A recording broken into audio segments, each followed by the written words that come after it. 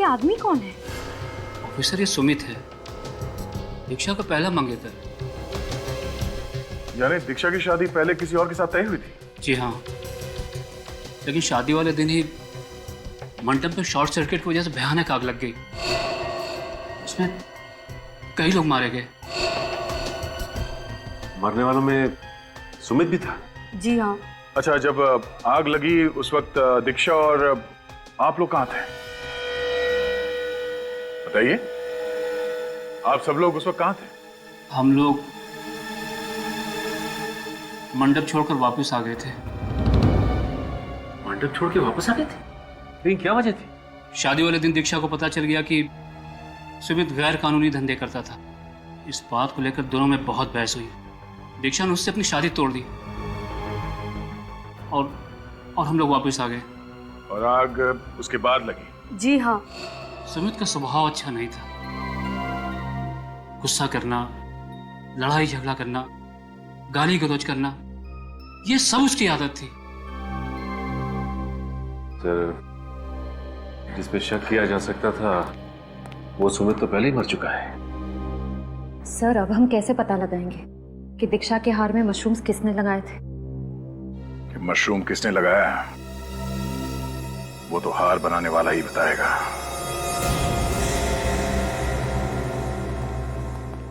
हाँ हाँ, सारी मालाओं में गुलाब के फूल रहेंगे, टेंशन मत लीजिए आप। हाँ हाँ, 9 बजे तक डिलीवरी हो जाएगी। कहिए साहब, क्या चाहिए आपको? मशरूम की माला। मशरूम की माला?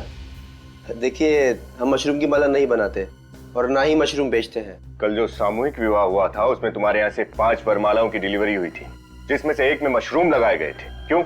हाँ, डिलीवरी जरूर मेरे यहाँ से हुई थी, लेकिन हमने कोई मशरूम नहीं भरा था उसके अंदर। उस माला में लगी हुई मशरूम की वजह से एक लड़की को एलर्जी हुई और उसकी मौत हो गई। क्या मौत हो गई? सर, मैं सच कह रहा हूँ सर, हमने ऐसी कोई माला नहीं बनाई है जिसमें मशरूम हो। सर देख, सच सच बता दे, उस माला में मशरूम आए कहाँ से? सर, मुझे नहीं पता कहाँ से आया। उन मालाओं को मैंने अपने हाथों से बनाया था और उन टोकरियों को मैंने इन पेपर से पैक किया था, इन गोल्डन कलर के पेपर से। सर, मेरे यकीन कीजिए सर। अगर मालाओं में मशरूम इसने नहीं मिला है तो फिर किसने मिला है? दिनेश जी, और शादी की वरमाला की टोकरियां आपने अभी भी संभाल कर रखी हैं? जी सर, संभाल के रखिए, अभी तक नहीं फेंकवाई। तो लाइए जरा, हमें चेक करनी हो।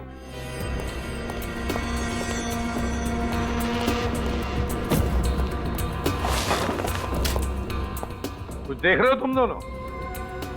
हाँ सर, बाकी सभी टोकरियों पर गोल्डन कलर का पेपर चढ़ा हुआ है। सिर्फ ये एक टोकरी है जिस पर सिल्वर कलर का पेपर है। ये नंबर्स, इनका क्या मतलब है? मैडम, हमने कपल्स को कुछ नंबर दिए थे, तो वही नंबर्स हमने टोकरी पर डाल दिए। और दीक्षा और अनुज को कौन सा नंबर दिया गया था? 4 नंबर। 4 नंबर।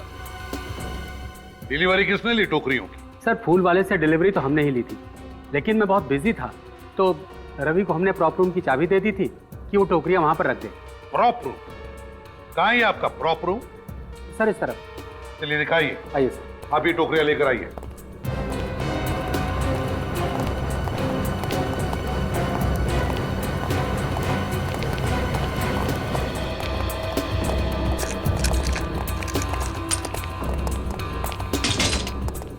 आइए।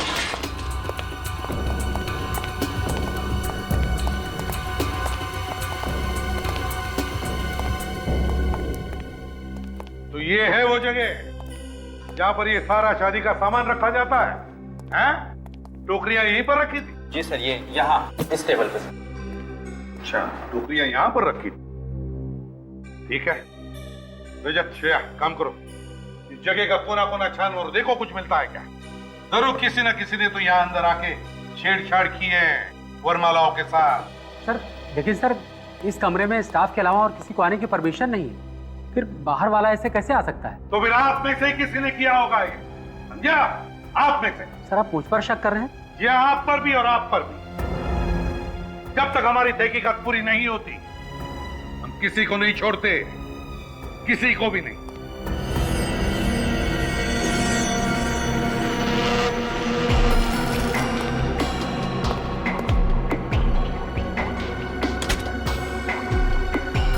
सर, हाँ, आपका अंदाजा बिल्कुल सही निकला। मशरूम्स। शायद जल्दबाजी में ये मशरूम यहीं छूट गया। हाँ, तो इसका मतलब है ये मशरूम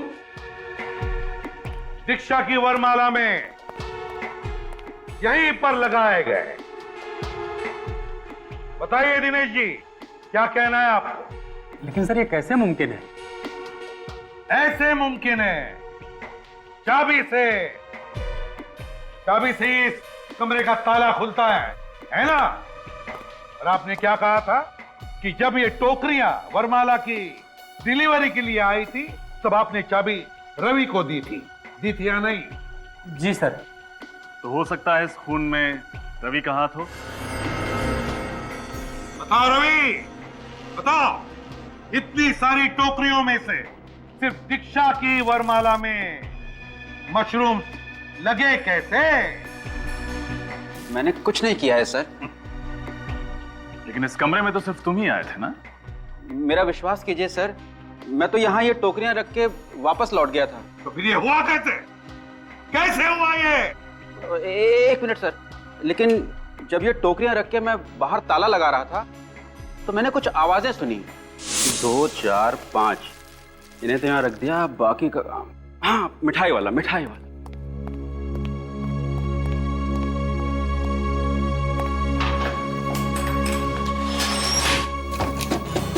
क्या आवाज?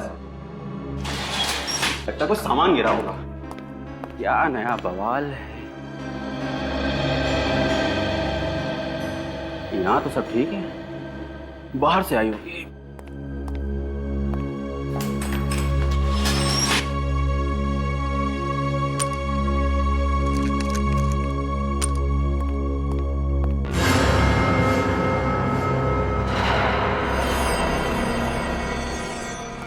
तो रवि, तुम्हारे कहने के मुताबिक वो जो भी कोई अंदर था वो तुम्हारे जाने का इंतजार कर रहा था। जैसे ही तुमने कमरे को ताला लगा और निकल गए, उसने वरमाला के साथ छेड़छाड़ की। और सर, उन नंबर्स की मदद से खूनी को पता चल गया कि दीक्षा की टोकरी कौन सी है। हाँ, लेकिन एक बात समझ में नहीं आ रही है, तो जो भी कोई अंदर था जिसने ये छेड़छाड़ की होगी, वो कमरे के बाहर गया कैसे?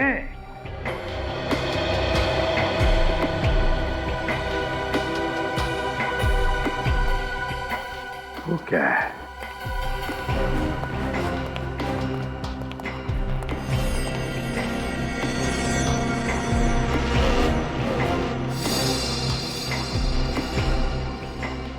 ये देखो,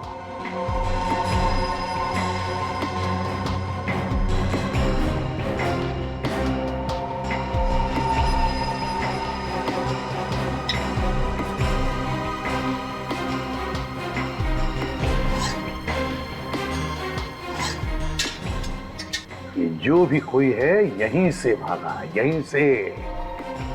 और ये सारे कांच वापस लगाने के बाद बाहर से ये लास्ट वाली कांच हड़बड़ाहट में टूट गई। बाहर चलकर देखते हैं।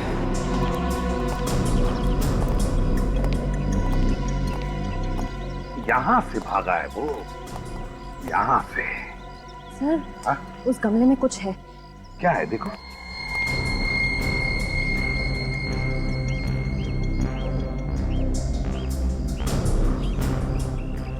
Sir,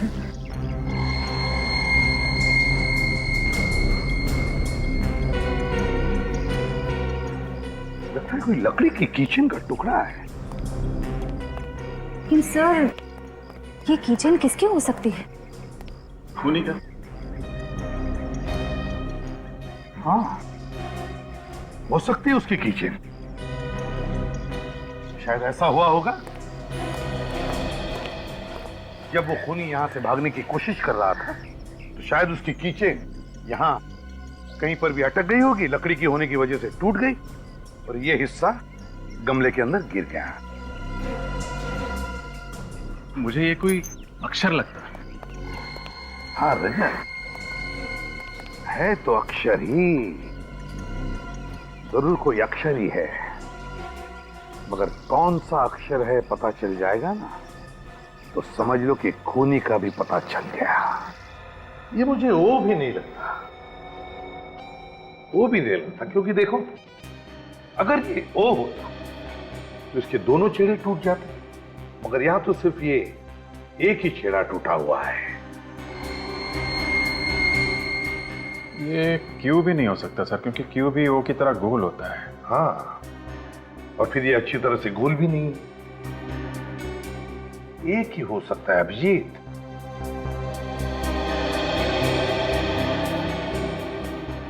S. यस सर, हाँ? ये एस ही होगा सर। फिर अभिजीत, अगर ये एस अक्षर है तो हो सकता है खूनी का नाम इस एस अक्षर से शुरू होता है। सर इससे तो दीक्षा के अंकल का भी नाम है। सूरज। सूरज। सूरज।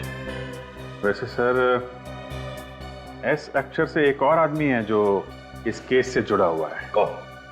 सुमित। हाँ, सुमित। लेकिन सर सुमित तो मर चुका है। लेकिन विनीत, हम ये कैसे मान लें कि सुमित मर चुका है? हाँ? दीक्षा की पहली शादी के फंक्शन में जो आग लगी थी उसमें सुमित जल के मर गया था सर, कोई भी नहीं बचा था। मगर फ्रेडी, दीक्षा के घर वालों ने हमें क्या बताया था मालूम है ना, कि जितने भी लोग उस आग में मरे थे उन सब की लाशें नहीं मिली, सिर्फ थोड़ी लाशें मिली, और वो भी पहचान में भी नहीं आ रही थी कि किसकी है। ये सुमित अभी भी जिंदा है, मरा नहीं है, ये जिंदा है। सर इस सुमित को पकड़ना होगा। इसकी एक फोटो है हमारे पास, उसका चेहरा साफ नहीं दिख रहा उसमें। तो फिर अभिजीत, पता लगाओ ये सुमित रहता कहां था, करता क्या था। उसके ऑफिस में जाओ, उसके दोस्तों से मिलो, कहीं ना कहीं तो उसने अपना चेहरा छोड़ा ही होगा।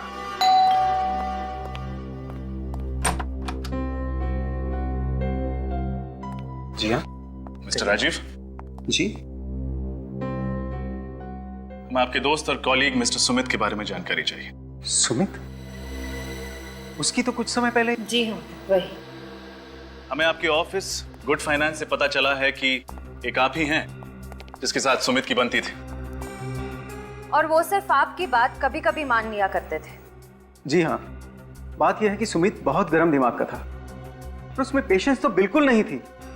छोटी छोटी बात को लेकर चिढ़ जाया करता था, और इसी कारण उसका ऑफिस में आए दिन किसी ना किसी से झगड़ा होता था। आप दोनों इतने करीब थे तो उनकी कोई फोटो तो होगी ना आपके पास? सॉरी मैम, फोटो तो कोई नहीं है।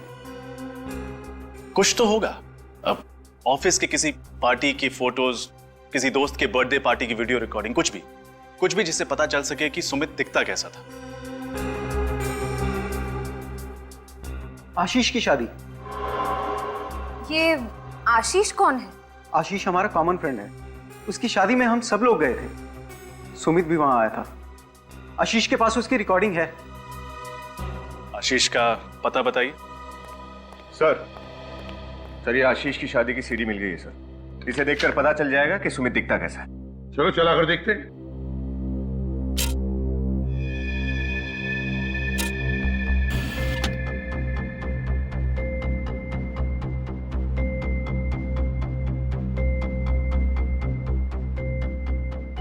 सर ये है सुमित, ये चश्मे वाला।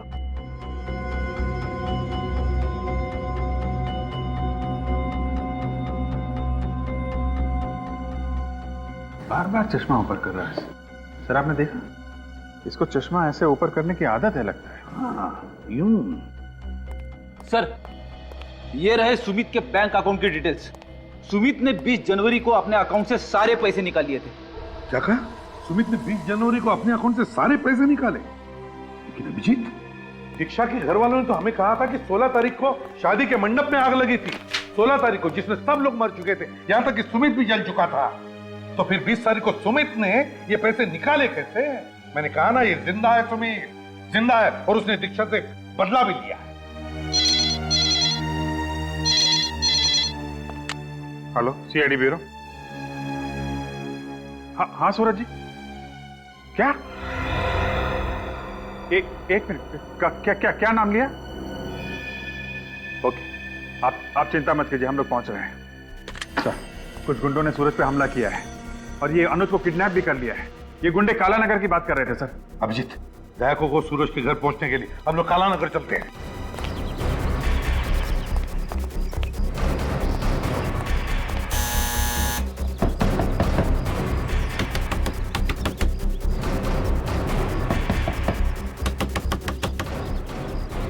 सर ये तो दरवाजा ही नहीं खोल रहा। हमारे पास इतना टाइम नहीं है, जरा हटना।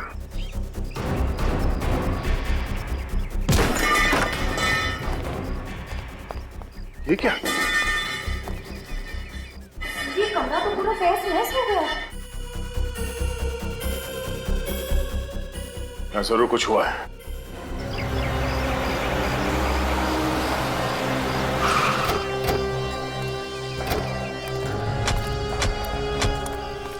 दीक्षा के पिताजी ने इसी जगह का नाम बताया था ना? यस सर, उन्होंने किडनैपर्स की बातें सुनी। किडनैपर्स अनुज को काला नगर ले जाने की बातें कर रहे थे। काला नगर? किडनैपर्स ने जरूर अनुज को यहाँ जंगल में ही छुपा के रखा होगा।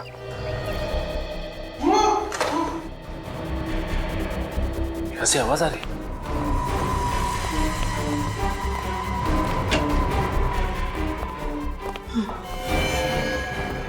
सूरज जी,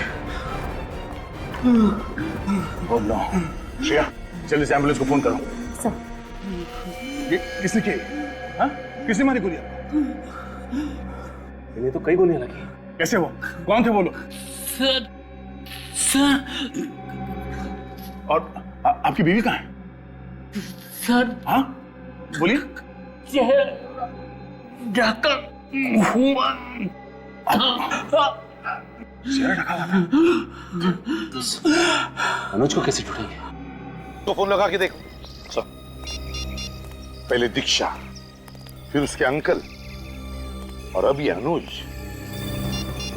कहीं अनुज उसका अगला शिकार तो नहीं हो जाए? सर, हाँ, और उसका फोन नॉट रीचेबल आ रहा है। क्या? अनुज का फोन नॉट रीचेबल आ रहा है? हाँ सर। तुम्हारे फोन में नेटवर्क तो है? कैसे हो सकता है? अगर अनुज को जंगल में छुपा के रखा तो उसका फोन तो ऑन होना चाहिए था। हाँ? क्या क्या दिखाना चाह रहे हो? क्या है वहां पे?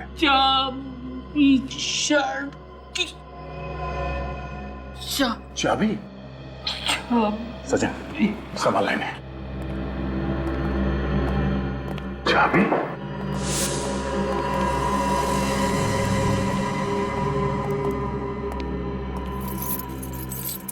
ओह, ये टूटी हुई कीचेन।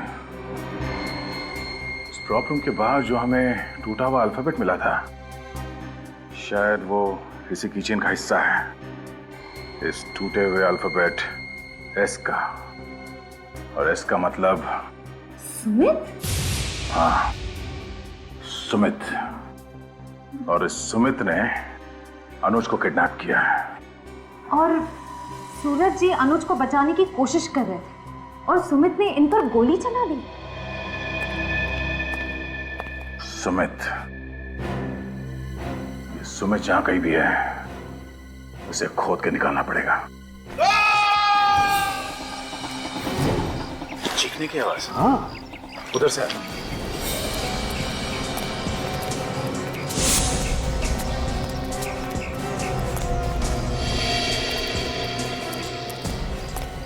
अरे अनुज,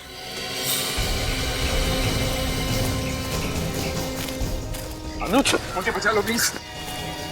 छोड़ो उसे।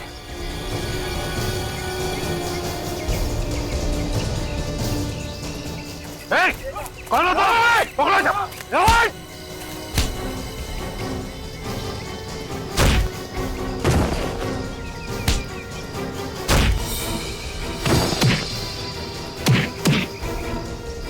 कुछ नहीं होगा अनुज।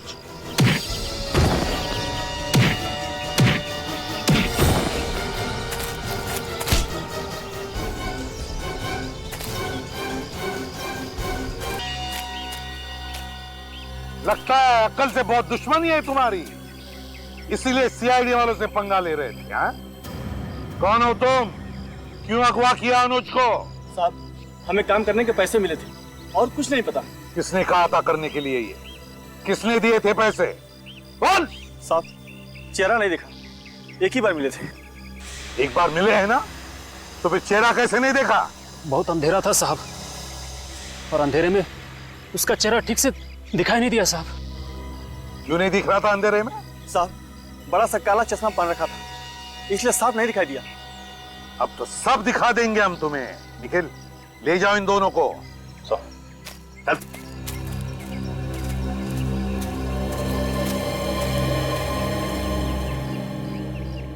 हाँ अनुज।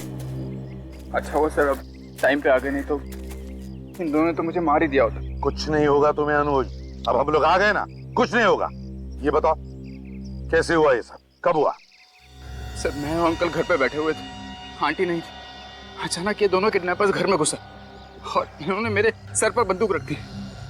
इनसे बचकर अंकल ने आपको फोन करके इत्तला तो कर दी, लेकिन इन किडनैपर्स ने अंकल की बात सुन ली और तुरंत अंकल को गोली मार दी और मुझे जबरदस्ती उठा के यहाँ ले आए। पता नहीं कौन है सर जो मेरी जान का दुश्मन बना बैठा है सर।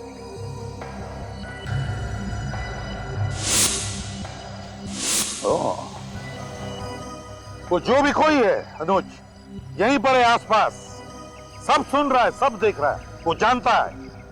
लेकिन सर मैंने तो सुमित को कोई भी तकलीफ नहीं दी, और अब तो दीक्षा की भी मौत हो चुकी है, तो मेरे पीछे क्यों पड़ा हुआ है सर? अब क्या होगा सर? कहीं उसने मुझ पर वापस हमला कर दिया सर तो? अब तुम पर कोई हमला नहीं करेगा अनुज, हमला तो हम करेंगे। वैसे तुम चश्मा तो नहीं पहनते हो, है ना? तो फिर ये चश्मा कहाँ है? चश्मा तुम्हारा अनुज?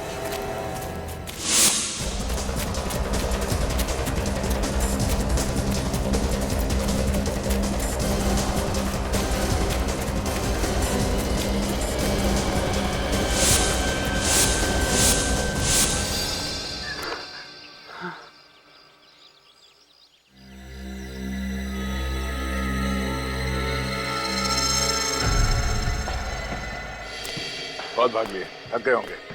पानी वानी पियोगे मिस्टर अनुज, या सुमित कहूं? मेरे रास्ते से जाऊंगा। धमकी देने से पहले इतना तो सोच ले कि तेरे पास हथियार है भी या नहीं।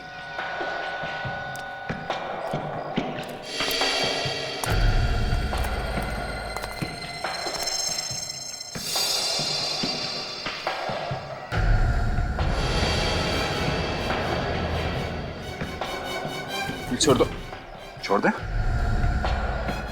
बहुत दौड़ा है मिस्टर अनुज, मगर सीआईडी को बेवकूफ बनाना आसान नहीं है मिस्टर सुमित। हाँ, दीक्षा से बदला लेना चाहता था मैं, क्योंकि उसने शादी वाले दिन हमारे मंडप में मुझसे शादी तोड़ के मेरा और मेरी फैमिली का अपमान किया था। दीक्षा तुमसे शादी नहीं करना चाहती थी, तो क्या तुम उस पर जबरदस्ती करते? हाँ? लेकिन यही बात वो मुझे शादी से पहले भी बता सकती थी ना। उसने शादी वाले दिन मुझे क्यों बताया? क्योंकि उसी दिन उसे तुम्हारे गैर कानूनी करतूतों के बारे में पता चला था। क्या करती वो बेचारी? हाँ?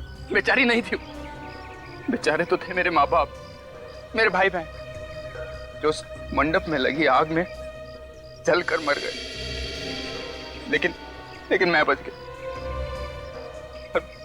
मेरा चेहरा, और तुम्हारा चेहरा जल गया तो तुमने प्लास्टिक सर्जरी करवाई, नया नाम लिया, नया चेहरा बना, नई जिंदगी बन गई, और फिर दोबारा तुम दीक्षा की जिंदगी में घुस गए।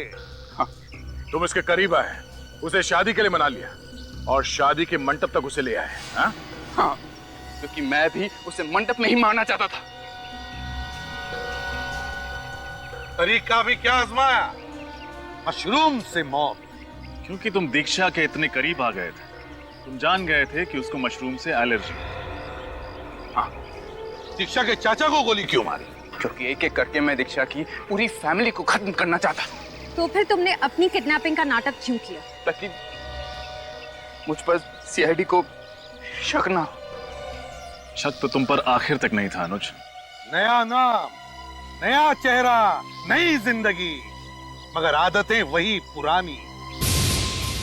नाक पर चश्मा ठीक करने की आदत, उसी आदत ने तुम्हें फंसा दिया अनुज।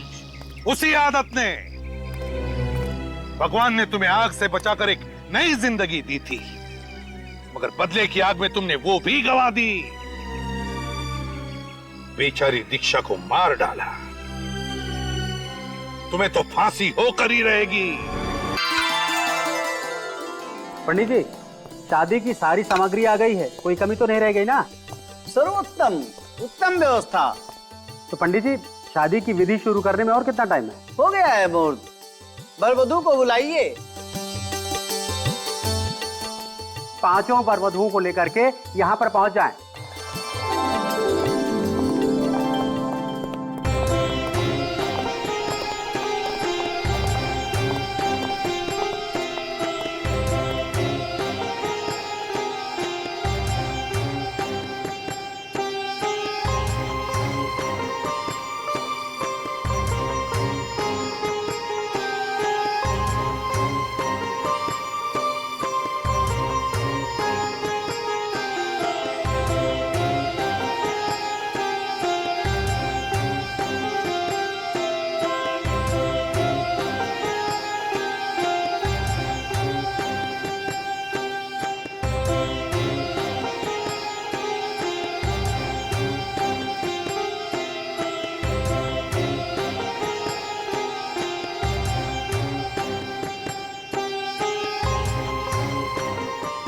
वर वधू एक दूसरे को माला पहनावे।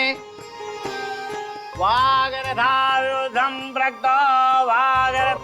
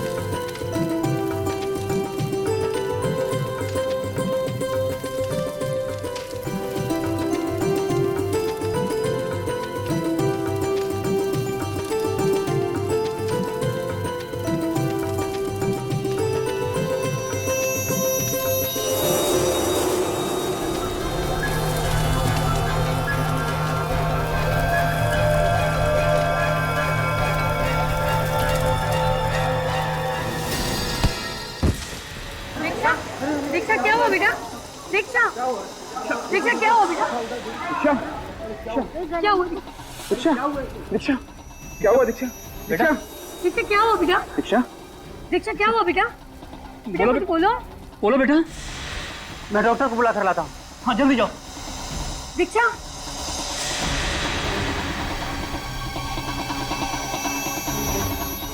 गले में, गले में, गले में, गले में क्या? बेटा, बेटा बोलो ना। दीक्षा कुछ बोलो ना बेटा। डॉक्टर बस 5 मिनट पे आ रहा है।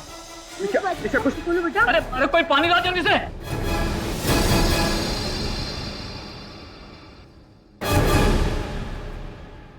दीक्षा, दीक्षा, दीक्षा क्या हुआ तुम्हें? दीक्षा, दीक्षा, दीक्षा आंखें खोल। दीक्षा मुझे छोड़ के नहीं जा सकती दीक्षा। ठीक है, ये तो गड़बड़ हो गई। इस सीआईडी को इन्फॉर्म कर देना चाहिए। सर मैंने आपको फोन किया था, मैं यहाँ का मैनेजर हूँ, मेरा नाम दिनेश है। ये देखिए। आइए, आप लोग साइड में जाइए प्लीज, प्लीज और साइड में जाइए। आइए, आइए। पूरा एरिया सील करवा दो। Yes sir.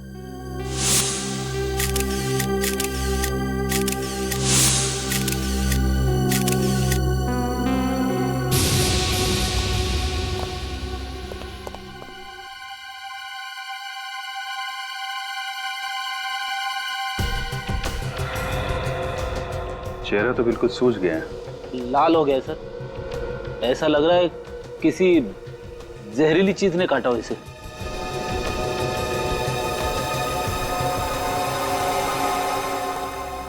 आपके साथ शादी होने वाली थी दीक्षा की? जी हाँ, मेरा नाम अनुज है। अनुज, ये बताओ कि एग्जैक्टली यहाँ पे हुआ क्या था? सर पहले पंडित जी ने हम सबको मंडप में बुलाया, फिर विधि के अनुसार मैंने और दीक्षा ने एक दूसरे को माला पहनाई, और फिर हम फेरे पूरे ही करने वाले थे कि उससे पहले ही दीक्षा अचानक चिल्लाई और मंडप में गिर गई। अचानक? जी अचानक। फिर कुछ कहा उस वक्त उसने? कुछ बोला? जी कुछ कहा तो नहीं, काफी बेचैन हो गई थी, पूरा चेहरा लाल पड़ गया था। और सिर्फ इतना ही कह रही थी कि उसके गले में कुछ क्या? गले में क्या? मैंने वो ही पूछा था दीक्षा से, लेकिन उसके पहले उसने दम तोड़ दी। आप दीक्षा की? मैं दीक्षा की चाची रीमा, और ये मेरे पति हैं सूरज। और दीक्षा के माँ बाप? वो इस दुनिया में नहीं रहे, हम दोनों ही उसके लिए सब कुछ थे। सर एक लड़की हंसी खुशी आती है शादी के मंडप में फेर लेने के लिए, अचानक कुछ होता है और 2 मिनट में उसकी मौत हो जाती है। रेडी, लाश को फोरेंसिक लैब भेज दो। देखिए हम समझते हैं कि आप लोगों पे क्या बीत रही है, पर तहकीकात करनी तो जरूरी है। कोई बात नहीं ऑफिसर। कि आप लोग दीक्षा के बारे में जितनी ज्यादा जानकारी देंगे हमें इस केस में उतनी मदद मिलेगी। दीक्षा एक बहुत ही हंसमुख लड़की थी, हर लड़की की तरह वो भी बहुत खुश थी कि उसकी शादी होने वाली है। बस शादी के वक्त अपने माँ बाप को याद करके थोड़ा भावुक हो गई थी वो। आपने कहा कि फेरे लेते वक्त दीक्षा को कुछ हुआ, वो अचानक चिल्लाई और मंडप में गिर गई। जी, और अपना गला पकड़ रही थी, मानो उससे बहुत दर्द हो रहा हो। अच्छा, दीक्षा को कोई बीमारी थी क्या? I mean blood pressure, diabetes वगैरह? नहीं ऑफिसर, उसे ऐसी कोई बीमारी नहीं थी। ऐसा हुआ क्या होगा इस दीक्षा के साथ? इस शादी के मंडप में उसे दम तोड़ना पड़ा।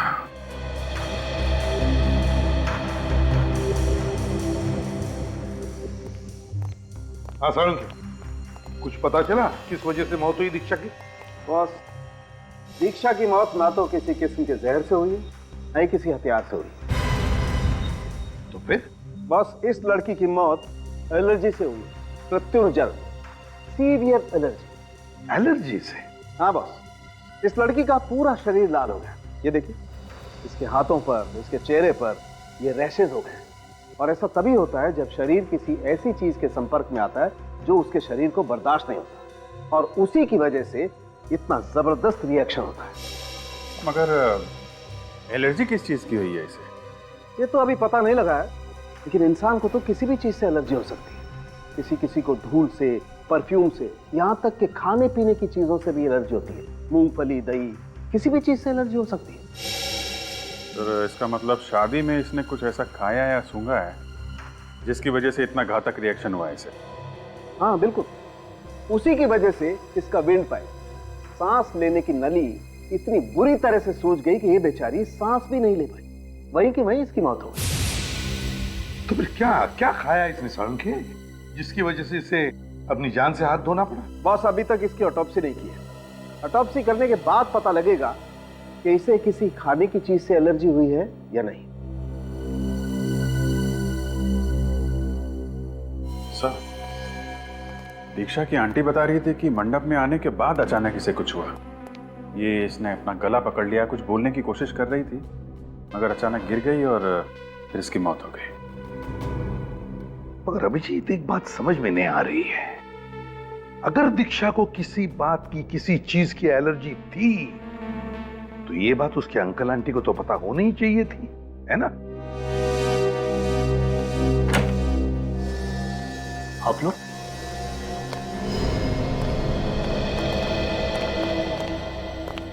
दीक्षा की मौत की वजह का कुछ पता चला?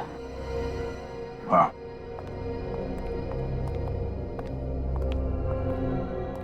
क्या पता चला?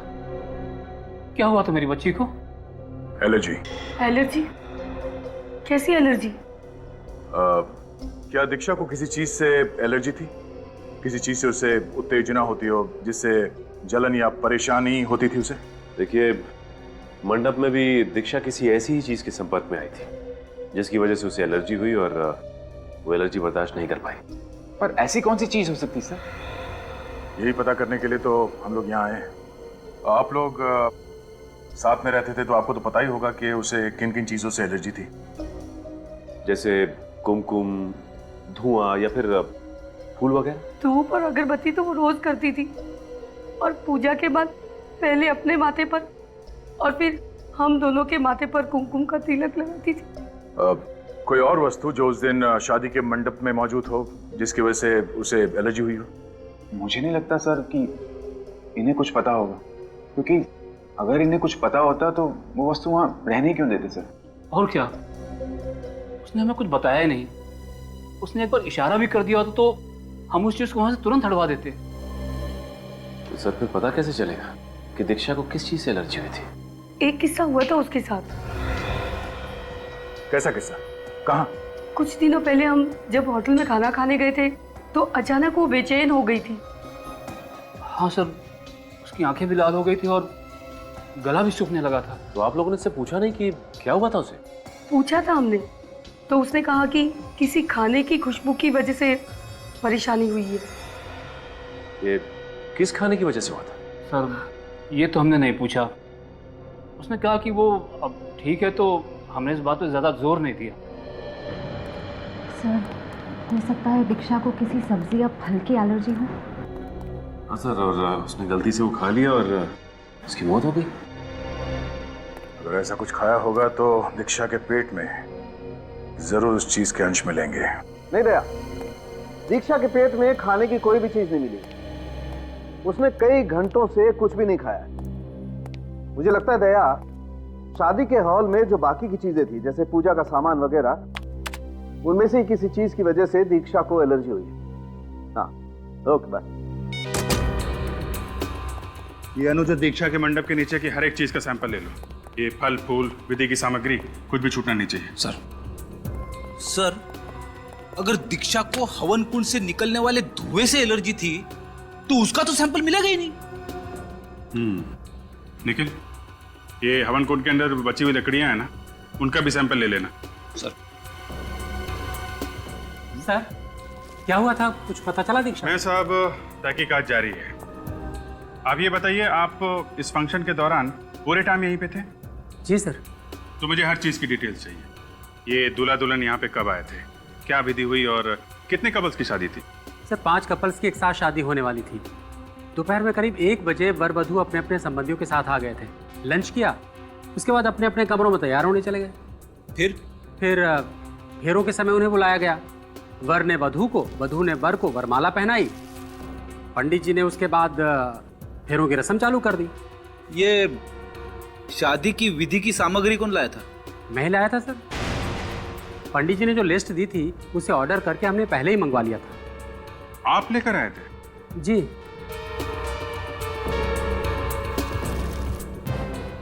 मिस्टर दिनेश, मैं आपको एक बात बता दूं। दीक्षा ने इस मंडप के नीचे किसी चीज को हाथ लगाया जो उसके लिए घातक साबित हुआ। फिलहाल तो हम यहाँ के सारे सैंपल्स लिए जा रहे हैं, लेकिन जरूरत पड़ी तो आपको भी ब्यूरो में आना पड़ेगा।